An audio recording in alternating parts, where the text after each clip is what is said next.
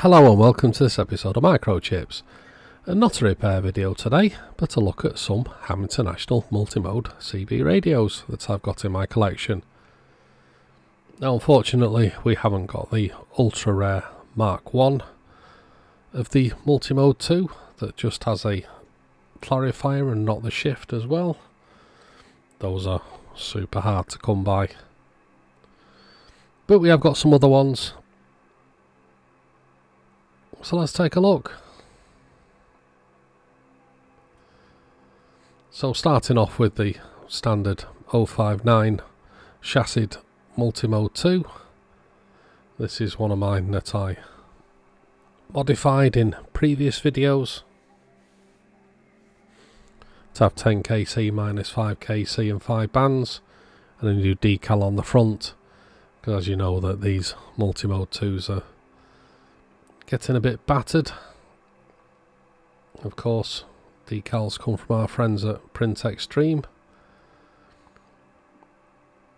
I don't think they look too bad at all once fitted correctly. Certainly breathes new life into a tired Multimode 2 front.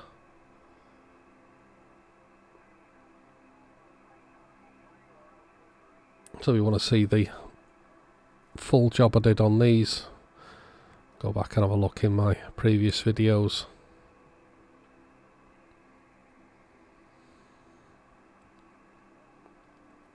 There's the back. No ugly switches or holes have been put in it. Everything is as it should be.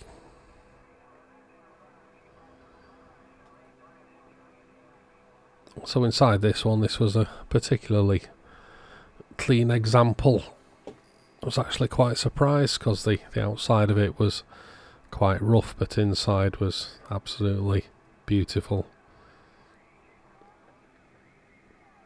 So we fitted a couple of mods to this one. 5-band modification board, FM audio VCO, and a small speech processor unit to help with the FM audio.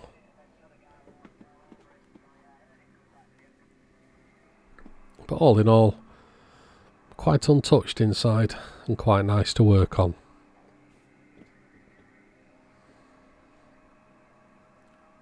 So that's our 059 Multimode 2.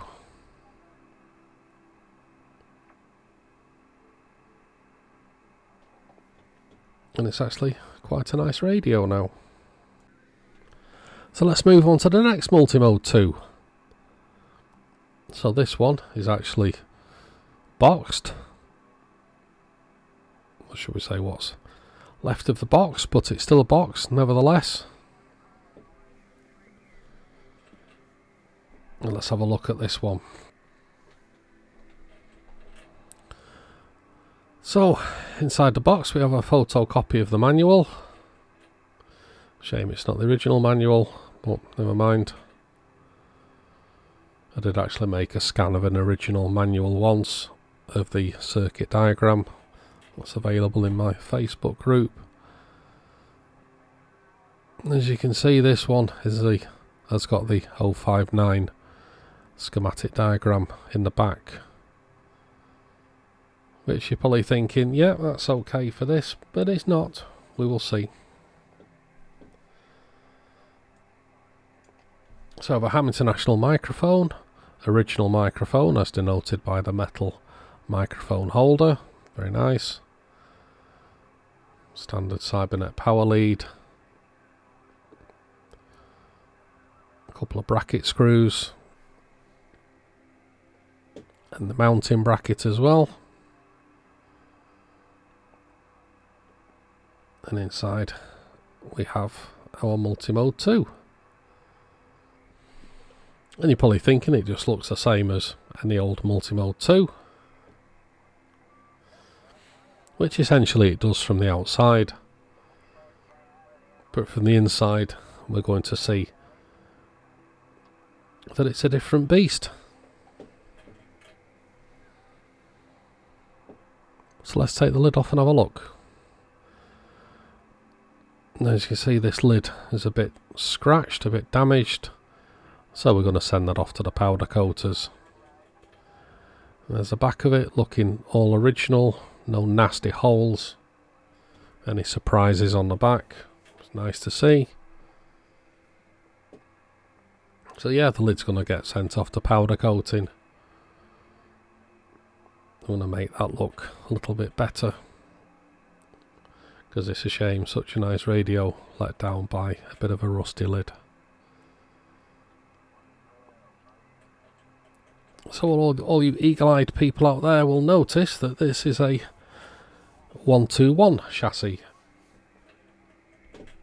that's commonly found in the Concorde 2s and such like, and the high gain 5s. So again, quite untouched. Notice it's had bias modifications already done and the audio limiter already done. So somebody's actually used this radio. But apart from that, not too bad at all. Quite original. One thing I have noticed for this, which is unusual, is that the actual channel change is on a plug and not soldered directly to the board. Interesting. There's not much room behind there, but we're not going to do anything to this radio, we're just going to leave it as it is.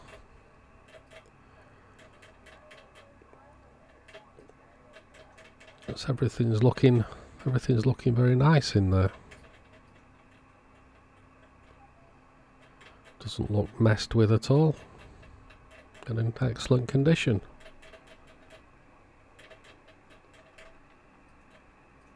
So all in all, quite happy with that.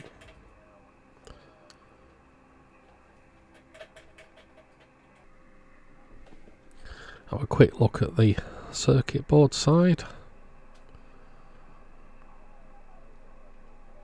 There's no gouged tracks or anything around the PLL area. Everything looks untouched. So I think it's just had its necessary performance modifications done to this.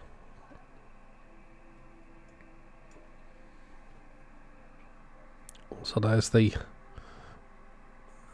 Multimode 2 with the 121 chassis in it. So not as rare as the Mark 1 with the just the clarifier. And you wouldn't really notice it from just looking at the front. You'd have to look inside it. But for me, I still prefer the 059 chassis. That seems to be the best on sideband for me.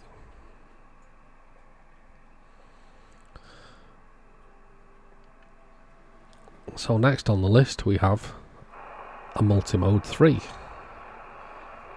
Now these things are commanding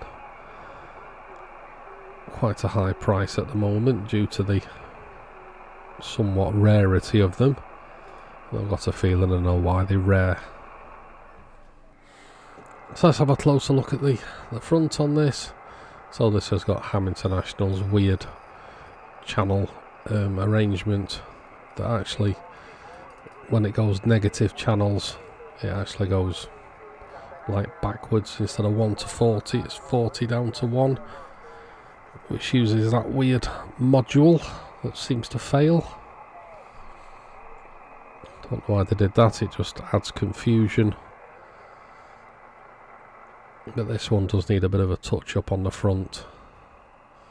But I'm not going to put a decal on it, I'm just going to maybe touch the front up a little bit. But as you can see, it's got this weird negative channel business going on for the low and super low bands.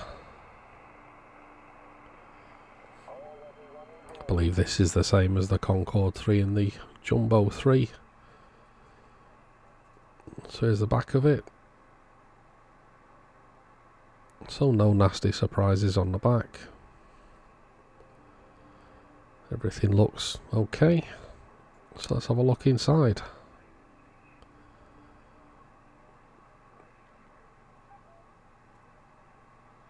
Now you eagle-eye people out there will notice that this has been recapped, and yes, I fully recapped this.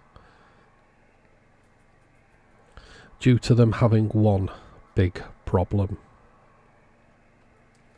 And that problem is that the capacitors like to leak.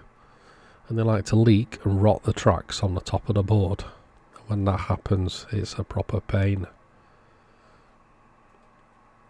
So whilst I was actually recapping this, I did actually find a couple of capacitors that were actually in the process of rotting the board away. So I did every single capacitor on this board. And you can see there's the remains of some of the rotted track, and that's actually rotted all the way through. But this must have been done before I got it, because somebody has actually linked them on the back of the board. But this is what happens all around the audio circuit. It just rots away. And also around the AVR at the front as well. This just rots away and rots one of the tracks.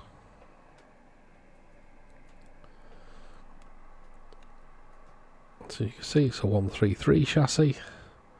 And these red wires are somebody's previous repair on the actual rotted tracks.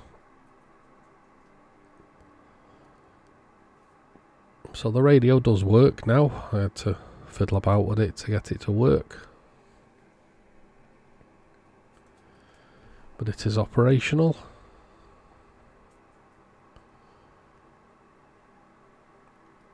Just down in that corner there is our AVR capacitor, which likes to rot away a track.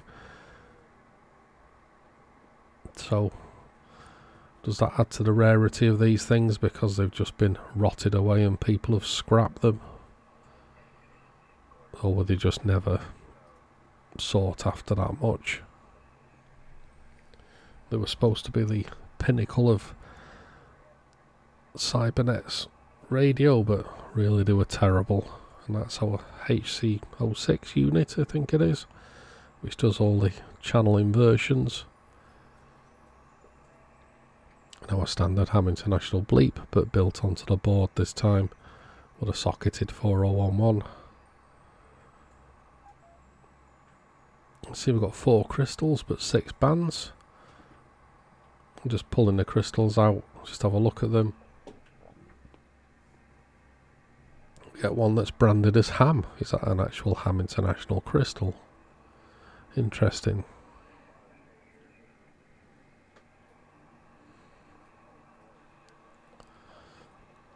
So, quickly back to the Multimode 2, the Mark II with the 121 chassis. I've had the case powder coated.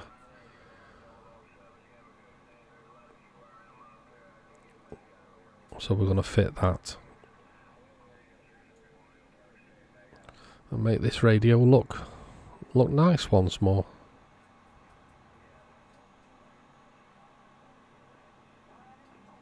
There, I think it looks a lot better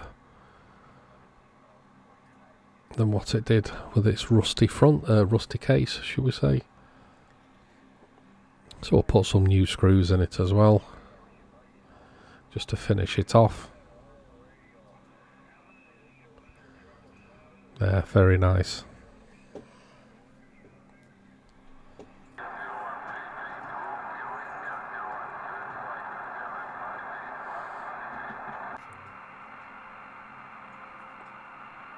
So yeah, after a little bit of a clean up, that turns out quite nice. So that can go back in its box now it's had some nice treatment. So there's our 3 multimodes that we have. I've actually got a few more, but these are the 3 that I've brought out for this video. Anyway, if you enjoyed the video, don't forget to like, subscribe, join the Facebook group, join Patreon, buy me a coffee. And thanks for watching, and we'll see you in the next video.